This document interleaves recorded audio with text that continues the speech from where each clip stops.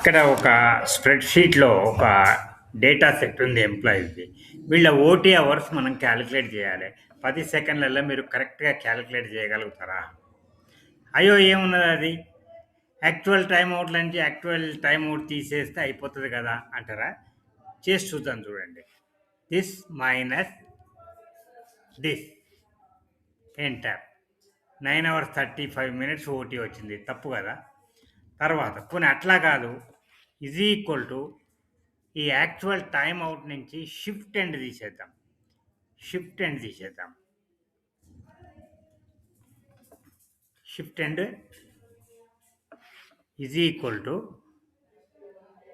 Out minus shift end. ఇది తీసేద్దాం. ఇక్కడ కరెక్టే వచ్చింది. కానీ ఈ ఫిల్ హ్యాండిల్ డబల్ క్లిక్ చేద్దాం. అందరివి రావాలి కదా! కొన్ని ఎర్రర్స్ వచ్చినాయి. నెగెటివ్ నెంబర్ గానీ ఎర్రర్ ఇట్లా వచ్చింది కదా!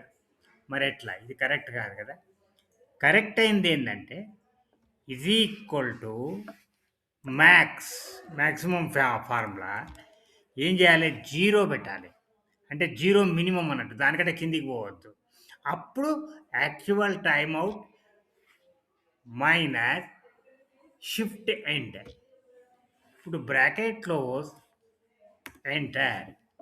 అదే వాల్యూ వచ్చింది ఇక్కడ. No problem. కానీ ఫిల్ హ్యాండిల్ డబల్ క్లిక్ చేసి చూస్తుందాం. చూసారా? 0 కంటే తక్కువ రాదు. నెగెటివ్ ఓటీ అవర్స్ ఉండవు. తర్వాత ఎర్రర్ లేదు. ఇది కరెక్ట్ ఫార్ములా. ఈ ట్రిక్ మీకు తెలుసా? తెలిస్తే కామెంట్స్‌లో తెలియజేయండి.